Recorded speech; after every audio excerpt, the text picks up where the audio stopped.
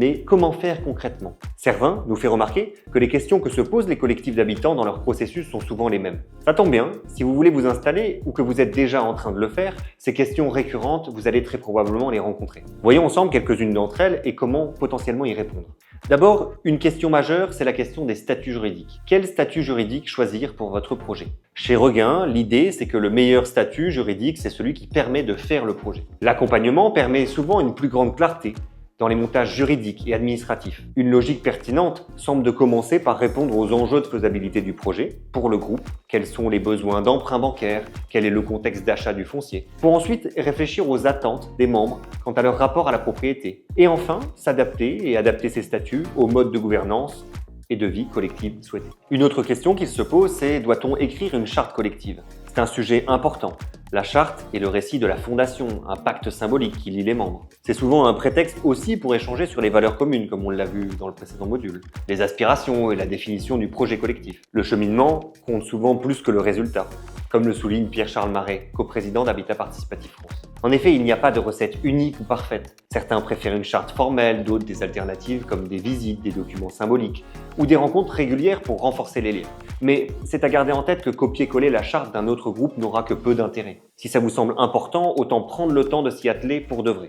Un autre enjeu important, la question des espaces communs. Une fois encore, il n'y a pas de règles, autant de formes d'espaces communs que de groupes.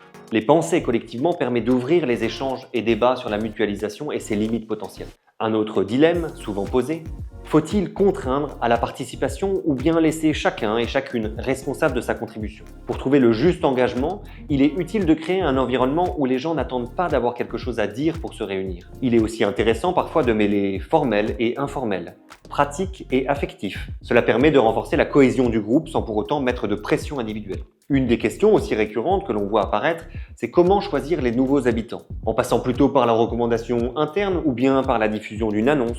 Souvent, un noyau est déjà constitué et le projet se dessine en agrégeant de nouvelles énergies. L'important, c'est de prendre le temps de l'expérimentation réciproque, de l'accordage. L'accueil de nouveaux membres peut se faire progressivement, en laissant la place à l'intégration au sein du groupe, le temps de retrouver un équilibre. On comprend donc que définir les valeurs communes du groupe est très précieux. Celles-ci vont participer à structurer la vie du collectif. Que ce soit à travers une charte relationnelle ou par des actions symboliques, ces valeurs sont les piliers qui aideront à maintenir le groupe uni au cours du temps et des fluctuations auxquelles il pourrait faire face. Donc, prendre part à un collectif d'habitat, c'est aller plus loin qu'habiter. C'est décider de s'inscrire dans un projet, se projeter ensemble et être acteur et actrice au sein de son collectif et de son habitat. On a vu que pour se projeter, les groupes rencontrent souvent les mêmes réflexions et des questions assez similaires. Celles des statuts, faire une charte ou pas, la question des espaces communs ou non. Faut-il contraindre à la participation? Ou encore, comment choisit-on les nouveaux arrivants? Ces questions sont fréquentes et importantes.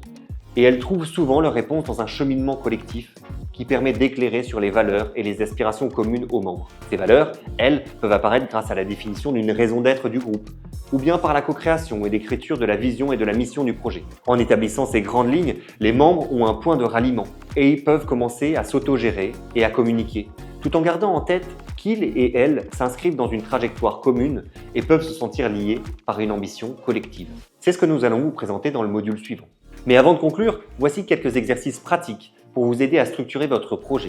Vous pouvez écrire la vision et la mission de votre groupe idéal. Quelle serait sa raison d'être? Vous pouvez également réfléchir aux questions récurrentes. Qu'en est-il pour vous? Prenez donc un moment pour noter vos intuitions de réponses personnelles. Vous pouvez également écouter les témoignages des habitants et des habitantes qui vous expliciteront comment la verbalisation de leur projet les a aidés à se donner un cap collectif et à mieux se comprendre les unes et les autres. On se retrouve dans le prochain module qui parlera d'autogestion et de communication.